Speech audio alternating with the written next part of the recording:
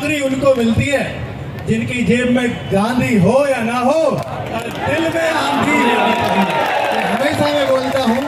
और बच्चे, आपको अगर यहाँ बैठे हो तो वास्तव में ही आप एक बहुत बड़ा काम करने जा रहे हो देश के लिए।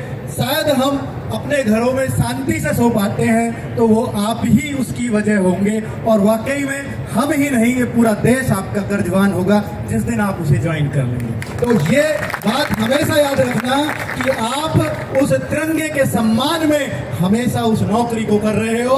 और अपने माता पिता के लिए अगर आपका छोड़ने का कभी मन करे कि बहुत मुश्किल है ये चीज़, बहुत मुश्किल है ये यहाँ पर फिजिकली ये करना, इतना धूल खाना, धूप में खड़े होना, तो याद कर लेना उन माँ बाप को। बहुत सारे ऐसे बच्चे हैं जिनकी माताएं अस्पतालों में झाड़ू पोछा का काम करती हैं, जिनके पिताजी रोज 200 रुपए कमाते हैं एक ठेली लगाकर।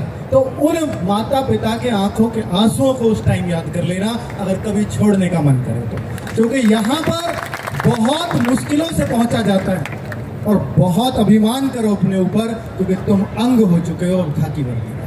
ठीक है, तो ये बच्चे, ये सब जो भी जिसको जहां तक भी पहुंचाया है, चाहे कोई एसएसएफ में गया है, चाहे सीआईएसएफ में गया है, चाहे आईटीबीपी में गया है, सब नौकरियों के अपने फायदे अपने नुकसान हैं।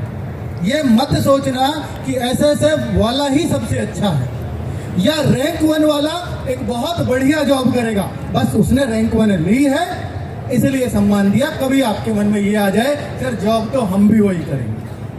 रैंक 1 इसलिए कि यार 51,000 बच्चों में वो अकेला लड़का है जो सबसे ज्यादा करके आया, तो वो इस सम्मान का हकदार अगर किसी के मन में भी आया। तो बच्चे, यहाँ पर मैं ये कहूंगा कि एसएसएफ में अपने फायदे हैं, लेकिन एसएसएफ में मन सबका नहीं लगेगा।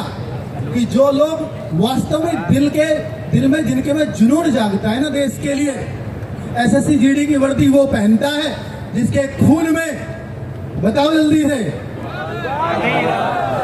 जिसके खून में जुनून दौड़ता है वही पहनता है एसएससी जीडी की वर्दी। और एसएसएफ, एनसीबी आराम फरोश की नौकरी हो सकती है, देश सेवा की नौकरी आपकी है।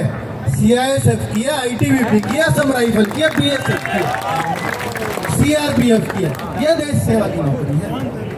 हाँ, वो ज्यादा बढ़ के एनसीबी में एसएसएफ में सेलेक्ट हो गए, लेकिन हो सकता है उन्हें आराम पसंद हो, पर आपको देश सेवा पसंद है।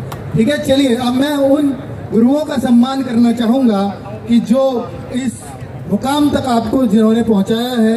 और सबसे पहले मैं इसमें नाम लेना चाहूंगा, जो लिस्ट, ऐसा मत सोचना कि वो टीचर पहले बाद में कौन कैसे बुलाया है, ये बस जस्ट मैंने रैंडम नाम लिख दिया, कहीं मैं एक आध का नाम भूल जाऊं और बाइक उसको मिल ही ना पाए। ठीक है, तो इसलिए मैंने नाम लिख लिए हैं। तो दीपक भाटी सर, जिन्होंने आपको मैथ्स में काबिल बनाया, और चाबी बाइक की पहले बुलेट राजा है दीपक भाटी सर। आदरणीय भाटी सर चाबी देकर उनको सम्मानित करेंगे, बुलेट की चाबी। और चाबी की तरफ बढ़ते हुए प्रवीण सर चाबी के साथ आगे बढ़ रहे हैं। उन्होंने कहा है छोटी वाली, हाँ असली चाबी, नकली नहीं, असली वाली दे दो सर आपको। एक बार जोरदार तालियां।